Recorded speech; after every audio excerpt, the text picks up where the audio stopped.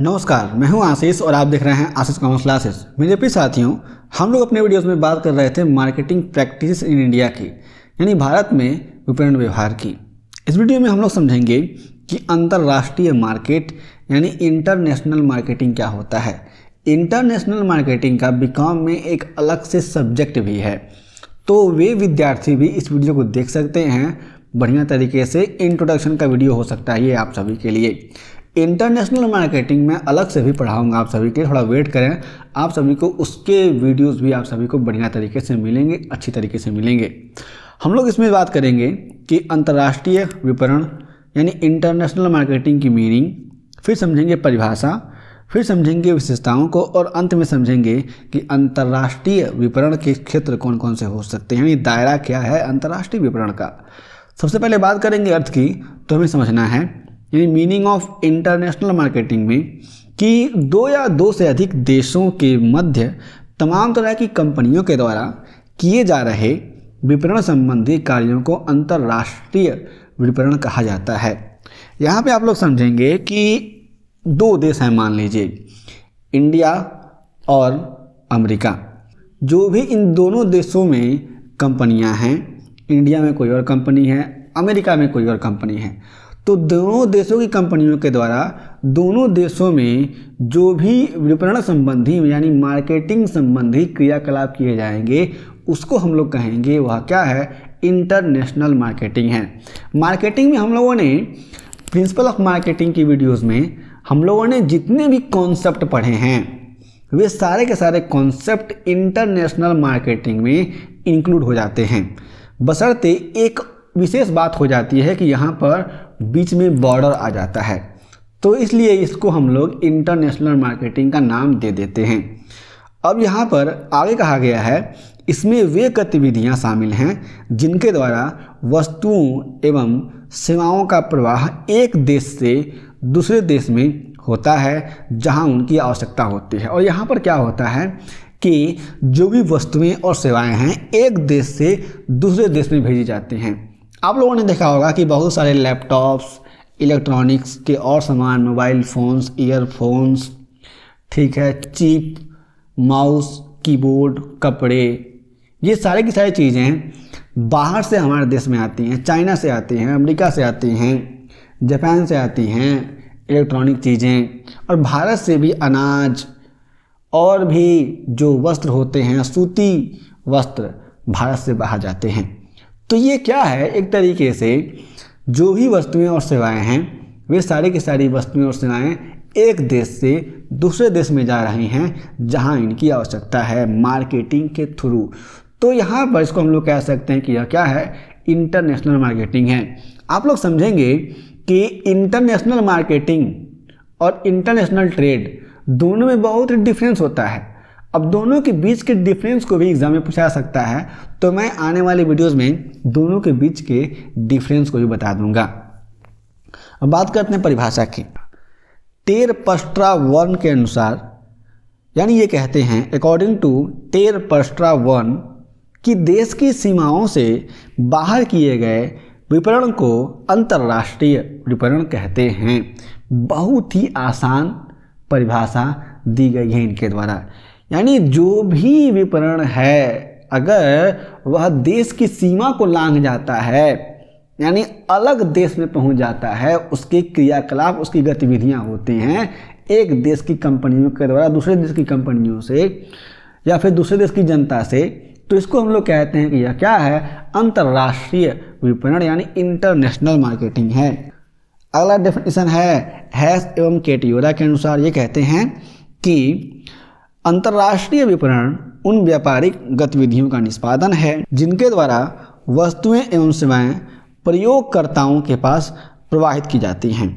ये भी एक अच्छा डेफिनेशन है। इसमें इन्होंने कहा हुआ है कि जो भी अंतर्राष्ट्रीय मार्केटिंग है यह एक ऐसी गतिविधि है जहाँ पे इस तरह के कार्य को अंजाम दिया जाता है, यानी निष्पादित किया जाता है, कार्य किया जाता है कि इस कार्य में जो भी वस्तुएं और सेवाएं हैं उसको जो भी उनके उपयोगकर्ता हैं, उपयोगकर्ता की बात करेंगे तो हम लोग कस्टमर को लेंगे ना, तो जो भी रेस्पेक्टिव कस्टमर हैं उनके पास पहुंचाया जाता है। अब जैसे मान लीजिए कि भारत में अगर एप्पल कंपनी के फ़ोन्स का डिमांड बहुत ज़्यादा है और जो भी फ़ोन्स बन रहे हैं वो अमेरिका में बन रहे हैं, तो क्या होगा, यहाँ पर अमेरिका से जो भी एप्पल कंपनी है क्या करेगी, अपने फ़ोन को भेजेगी। ठीक है, तो इंडिया क्या करेगा, उस फ़ोन को इंपोर्ट करेगा अपने वहाँ पे, तो यहाँ के जो भी कस्टमर हैं उनको वह मुहैया हो पाएगा।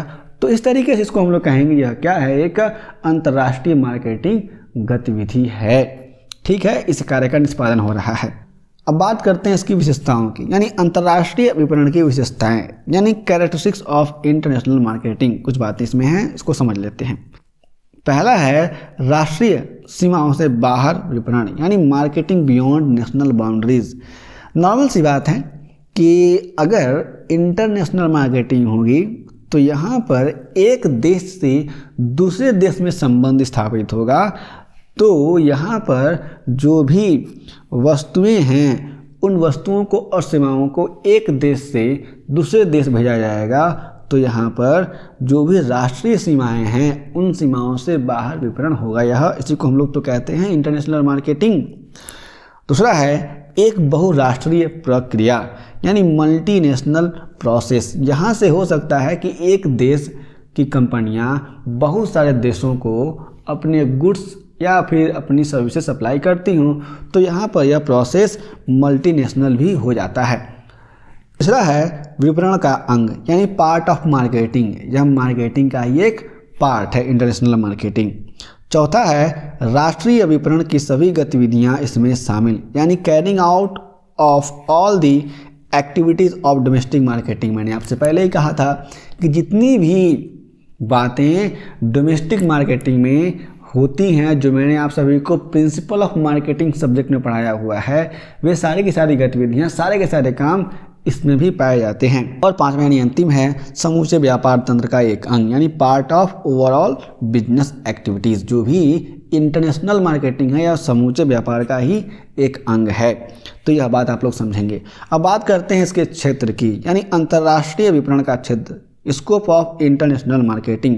क्या दायरा है, इसमें कौन कौन सी बातें शामिल हो जाती हैं। अगर हम लोग अंतर्राष्ट्रीय विपणन की बात करेंगे तो यह भी बहुत ही इंपॉर्टेंट हो जाता है। पहला है विदेशों में सीधे माल निर्यात, यानी direct export of goods to foreign countries.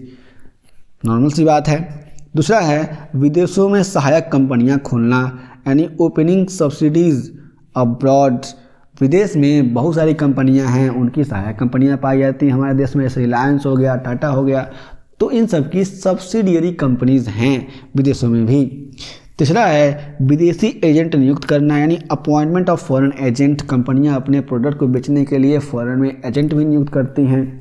चौथा है विदेशों में संयुक्त साहस उपक्रम स्थापित करना, यानी stabilizing joint venture. Joint venture का भी यहाँ पर उपयोग करके वस्तुएं बेची जाती हैं।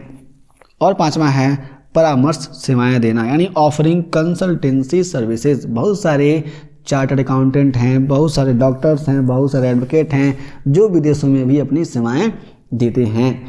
तो इस तरीके से ये तमाम तरह की बातें समझी जा सकती हैं इंटरनेशनल मार्केटिंग के पर्सपेक्टिव में। मेरे प्रिय साथियों, इस वीडियो में हमने समझा कि अंतर्राष्ट्रीय विपणन क्या होता है। इसके बारे में हम लोगों ने बहुत सारे कॉन्सेप्ट को समझ लिया। यदि आपके पास कोई और प्रश्न है तो आप लोग सारे के सारे प्रश्नों को बता सकते हैं।